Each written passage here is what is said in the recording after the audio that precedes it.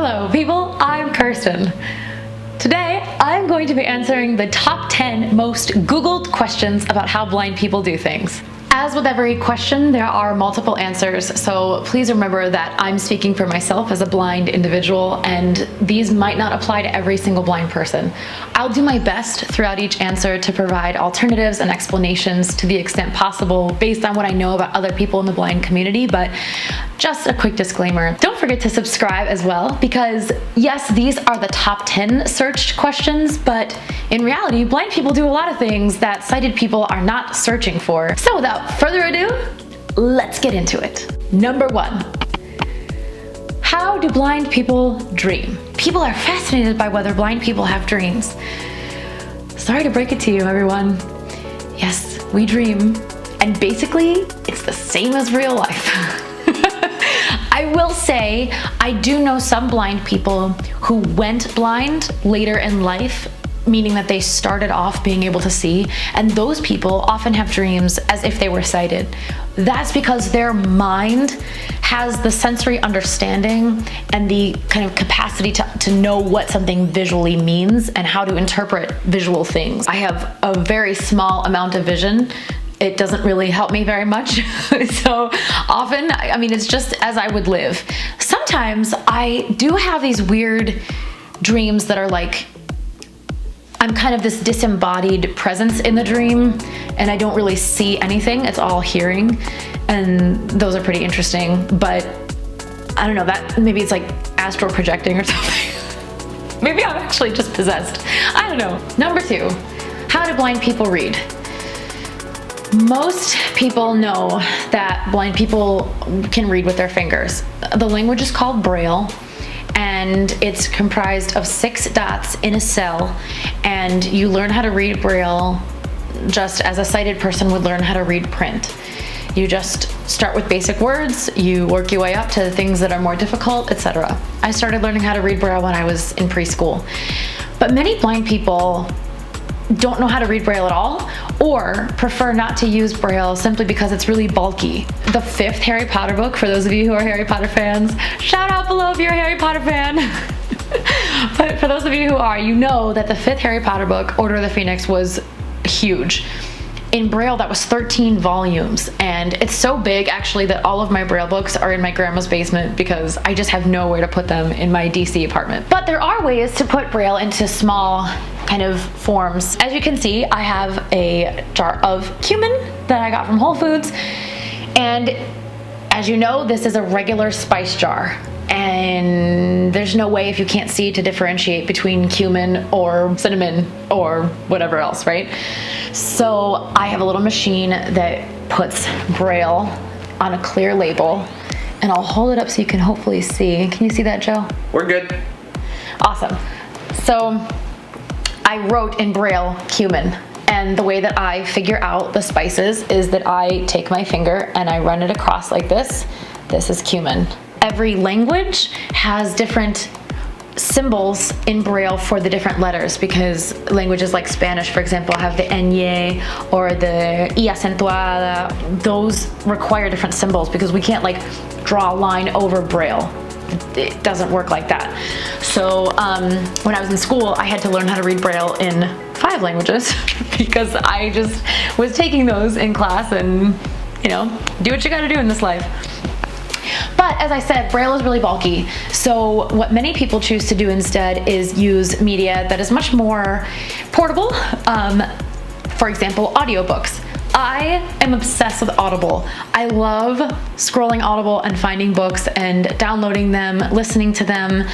The app works really well with accessible software like VoiceOver on an iPhone. Another way to read is by using a computer. I use a computer all day long, and anything that's in paper form, I just scan it and run it through OCR software, which is optical character recognition, and it's perfect. So this, for example, is a Mac. I just pulled up one of my YouTube videos, actually the one I posted last week, and I'll put it up in the cards for you. What you do is use the keyboard only to navigate around a screen, and you can read using the accessible software that talks and reads the screen to you. So I'm going to read the video description here, and you'll be able to hear what it sounds like.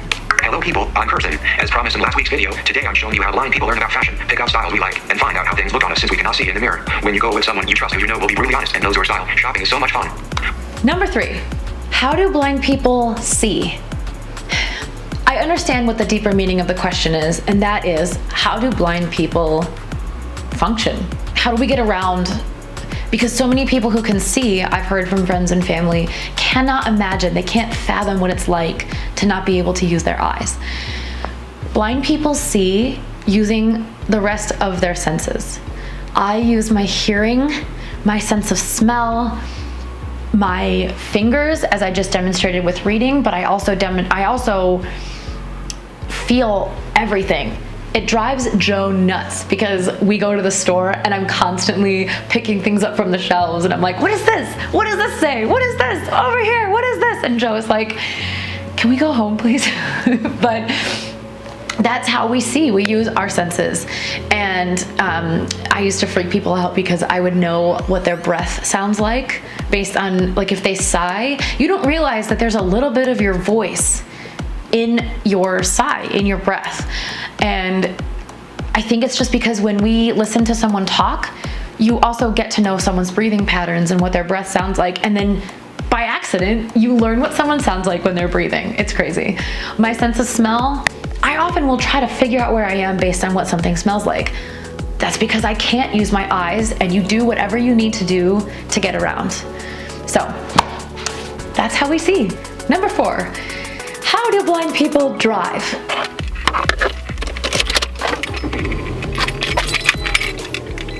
Okay, Pop. Let me know when we get to Whole Foods, okay? Yeah. Just kidding. No. In fact, blind people do not drive yet, but I am waiting. Driving is something that is one of the more limiting aspects of our lives, and it's hard, honestly. I went to college, for example, in this little village in Ohio, and I was trapped there. I did not have a very good college experience as it is, and I often wanted to leave campus, and I couldn't. Living in a big city really helps. So I live in DC because I work for the government, and so I have a lot of options. I can take the metro, I can take buses, I can call Uber or Lyft, I can walk using a GPS, and that's really helpful too because a lot of the streets have lights that talk and I know how to interpret traffic patterns, etc. We purposefully put ourselves in places where we can live that allow us to get around and function as, you know, completely independent adults, where we don't need a car, where having a car is not a limiting factor anymore. Number 5, how do blind people use phones? When I was younger, and everyone was using razors and the cool flip phones and everything else, I couldn't. They didn't really talk. I wasn't one of the cool people who could text. It was just a sad day. Now, however, we have smart technology. I use the iPhone particularly because Apple products come with the voice-over accessible software installed, so I don't have to pay extra. The Windows softwares like I think it's called like Mobile Speak or Mobile Talk or something, you have to pay for that in addition to the cost of the phone. So that's kind of a downer, and that's why I have not ever been a Droid user. When you can't see, you use a touch screen by a series of swipes, strokes, circles, etc. that you have to memorize and learn how to do, and the screen talks to you. When it gets to the thing that you want to select, you can double tap and the screen will activate. The more you do it and the more you memorize the different strokes and swipes, the easier it is and the faster you can navigate your phone. I set the keyboard to do touch typing as if you would type. That's just because I'm used to doing it and I made the decision to do that. VoiceOver will default to finding the letter and then double tapping it. That typing takes forever. But if I wanted to just go through my apps, I go to, you can touch anything. Weather, Amazon, Facebook, podcasts. As you can see, I'm touching them, but they're not activating because I haven't double tapped it. If I want to know what the weather is today, weather, double tap. Weather, Washington, mostly cloudy, 88 degrees, Tuesday, isolated thunder showers, high 93, low 73. Isolated thunder showers. Goodness gracious. High 93, low 73. It's not going to show you like the cool pictures, but I can definitely scroll through and it'll read the days. Thursday, partly cloudy, high 93. And that's basically how it's done. Number 6. How do blind people sleep? Well, in my case, cuddled up in a cozy recliner with a fluffy blanket I bought on sale at Marshall, or in my ridiculously nice bed, which I recently bought and described in detail, and I will link in this video when we moved in here. Or on the floor if I'm really tired and want to hang out by my German Shepherd. Really just depends on my mood, but basically you get the idea. We sleep the way that you do. There is a disorder called non-24. It's a circadian rhythm disorder where the body does not process light and dark and therefore governs sleep based on night and day. So some sighted people actually have it too, but many blind people who are totally blind have this disorder because their body doesn't process any light. So their brain does not associate day with awake and night with sleep.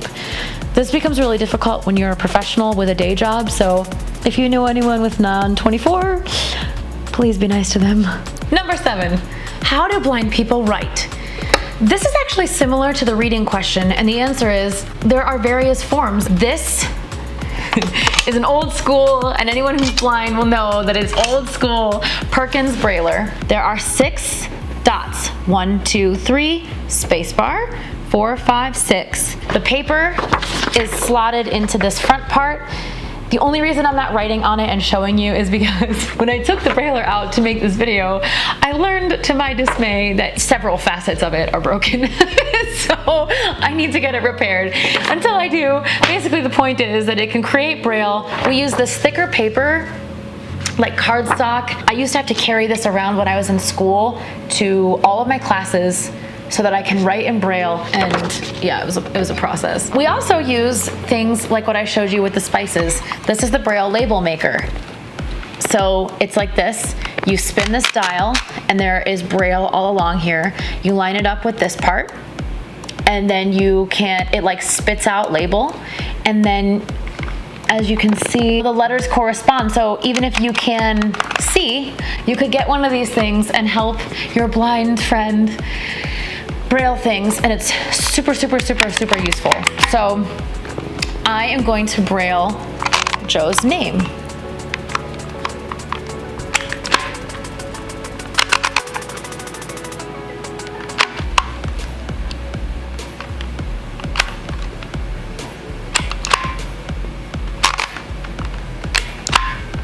And then you bring it over to the little scissors and you cut. And it comes out like this little strip, and when you want to stick it to something, it peels off like that, and it's perfect. May I have my strip? You want your name? Yes. Okay. Here you go. Thanks. There's also something called a slate and stylus, which is definitely old school, and I don't even have mine anymore, which makes me pretty sad. I lost it. It's a metal plate that you use. You flip the piece of paper over, and then you line up this metal plate, and then you use a little stylus and you poke the paper. The trippy thing is you do it backwards. So you write in Braille going this way, right to left. It's crazy. I used to journal using a slate and stylus because it's how I was able to produce Braille in a portable way.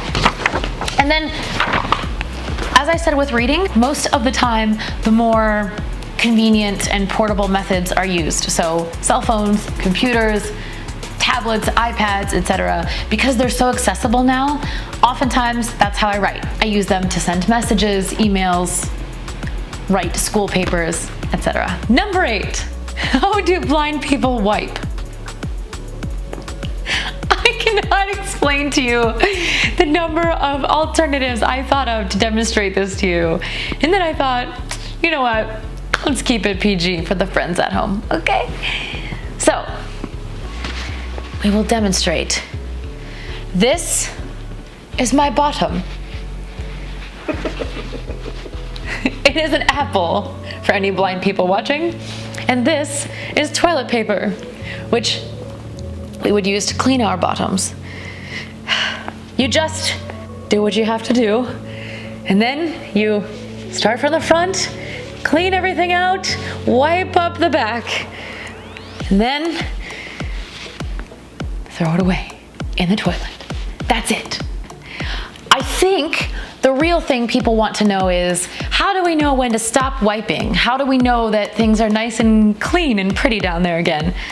Okay, look. We don't look at our toilet paper. I think that is disgusting. I've met a ridiculously high number of people who say that they look at their toilet paper after they wipe to make sure it comes out clean, and that's how they know that their butt is pretty again. Listen, we don't do that. No, you just get really good at knowing your own holes, okay? You clean your holes, and when they're not wet anymore down there and everything is nice again, you just know that it's done. And if there are days where you feel particularly concerned about a level of mess, you can use like a Cottonelle wipe or something to make sure that things are extra special clean. But that's it. Ooh. See? Nice and clean. Number 9, how do blind people tell time? As with some of the others, there are a lot of potential answers to this question. When I showed you the phone, remember that when I turned on the voice program, it read me the time when I lifted the screen. 1841. 1841, 6:41 p.m. Perfect. I know what time it is. Good to go. When you can't see, you can't just glance over and find out what time it is. Also, sometimes in meetings, because of that difficulty, it's a little bit hard to check time discreetly. You either have to make something talk or you ask a companion what time it is, and that just doesn't look good when you're with clients and you accidentally make them think you don't want to be there. So,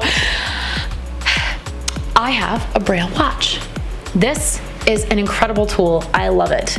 It is fashionable. You can find several of these in different styles and types on the internet or at different gift shops at organizations that work with blind people. But this is how it works. As you can see, it looks like your typical watch face, but the cool part is this side lifts up. And below the face, you can feel the hands and the corresponding dots that relate to the hours. So if you can see, the 12 is this solid line, and then the 3, 6, and 9 have 2 dots. The hands rotate around, and you have to be delicate. No bowls in a china shop, please. And you read, and it says it's about 6:41. I think my watch might be a minute slow. But that is how I do it. So I can check time under the table or wherever I want, and I don't need to ask for assistance and make my clients think I hate them. And finally, number 10. This is a very underwhelming one. How do blind people play video games? Okay, guys, look. I don't play many video games. This one is pretty hard for me. I do know that for those people with visual impairments that want to play video games, the industry is working hard to try and make that happen. There are some controllers that are larger, they have larger buttons, or they have brighter letters. Some controllers even are starting to talk. I think that those are in development. I was reading the other day something about that, which is pretty cool. I know that many games now have the opportunity to magnify the screen. So if you have enough vision to play, but not enough vision to read normal size print, you can sit pretty close to the TV and use the bigger font, which is pretty awesome, honestly. But there is one game that I have played which is awesome, and it's an audio described game, which I will link in the description below, called Papa Sangre. I think there are now 2. So I played Papa Sangre 2, and it's this game narrated by Sean Bean, which is pretty sweet, that uses the stereo capability in your headphones so that if you heard a sound on your left, you have to physically turn your body with your phone to the left in order to interact with the bear that's chasing you or whatever else you're trying to do in the game. So that was pretty cool. And that's honestly the only like interactive kind of go to another world and be a character game that I've ever played. There's another game called Jackbox, which I'll also link below, and it's like this like trivia game thing. I think there's like fill in the blanks or whatever else, and there's like clues and I don't even know. But you play it with a group and you can use your cell phones. So you all submit your answers via cell phone. And that's pretty cool because the software works on my phone and I could participate. But most of the time, blind people have a pretty difficult time playing video games based on the fact that the industry just is not super accessible right now. Don't forget to subscribe. Thank you guys so much for watching. Like this video, share it with your friends, and most importantly, don't forget that you always have to have time to stop, take a deep breath, and smile for a second. It really doesn't take that much time, and honestly, it's gonna be one of the best parts of your day. See you in the next one.